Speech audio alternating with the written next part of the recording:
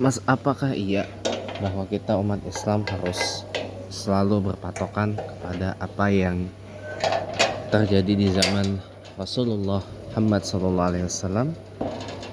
Simak jawabannya di tadabbur ini. Bismillahirrahmanirrahim. Assalamualaikum warahmatullahi wabarakatuh. Allahumma shalli ala Muhammad wa ala ali Muhammad. Kita bertemu lagi dalam tadabbur qoblus subuh di 5 Ramadan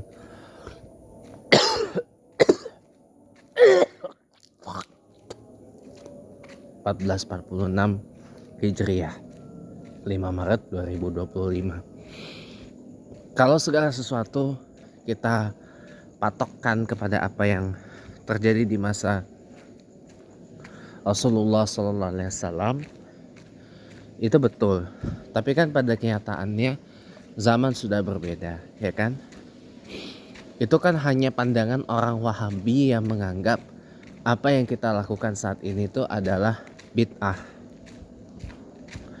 Nyatanya mayoritas dari apa yang kita lakukan saat ini sebagai umat Islam itu sebagian besar itu bid'ah, hasil dari bid'ah. Contoh paling sederhana, kalau dulu Rasulullah SAW ketika berkendara ke masjid, kendaraannya adalah kuda, kendaraannya adalah keledai. Sekarang orang pergi ke masjid naik mobil, naik motor, gak lagi naik unta, ya kan? Orang sekarang pergi haji, pergi umrah ke Ka'bah Baitullah sekarang dengan pesawat. Kalau dulu kan dengan naik unta, ya kan?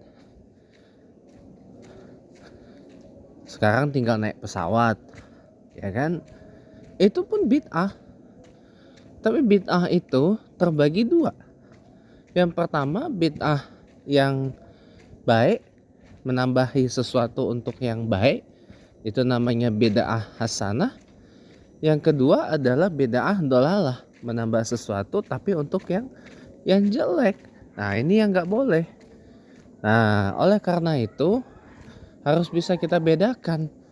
Kalau dikit-dikit ngomong kamu bid'ah, nggak ada ini selawatan, nggak ada ini imsak di zaman Rasulullah itu, ya nggak gitu juga, ya nggak gitu juga. Ahlu sunnahnya sama, kita ngikut apa yang disunahkan oleh Rasulullah Muhammad SAW. Wal jamaahnya beda. Lihat konteks, lihat masa sekarang, cuy. Kadang-kadang kita harus membuka mata kita lebar-lebar tentang ini, ya. Jadi janganlah kalau perbuatan yang memang itu pada dasarnya adalah bid'ah, lantas dikit-dikit ini tidak sesuai dengan apa yang berlaku di masa Rasulullah SAW. Memang enggak, tapi ditambahin untuk kebaikan. Yang penting apa? Ingat apa yang selalu dinasihatkan oleh para alim ulama begini, iza wujida nas fasamal maslahah, summa iza wujida maslahah fasamma syara' ala Allah.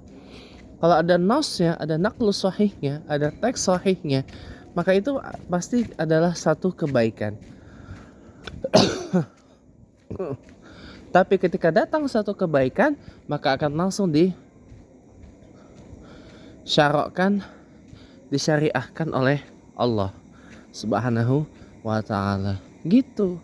Jadi jangan dikit-dikit ini bid'ah, ini ndak bagus, ini ndak benar, ini apa segala macam, ya. Ndak begitu. Kalau kita sibuk jadi tukang membid'ahkan orang atau labeling orang, kamu nih kafir, kamu nih anti Rasulullah dan segala macam. Lah pertanyaan saya, emangnya kita udah ngikutin semua sunnahnya Rasulullah apa belum? Itu aja dulu. Kita ini hidup di zaman yang sangat berbeda dengan zaman Rasulullah Muhammad SAW. Akan tetapi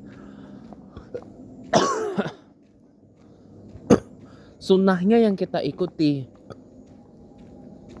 sunnahnya yang kita ikuti, teladan yang kita ikuti, akhlakul karimahnya yang kita ikuti.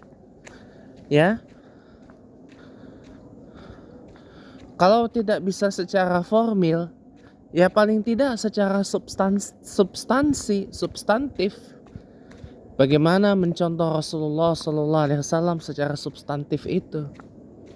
Ini yang harus kawan-kawan sekalian ketahui. Kalau nggak bisa secara formilnya karena terkendala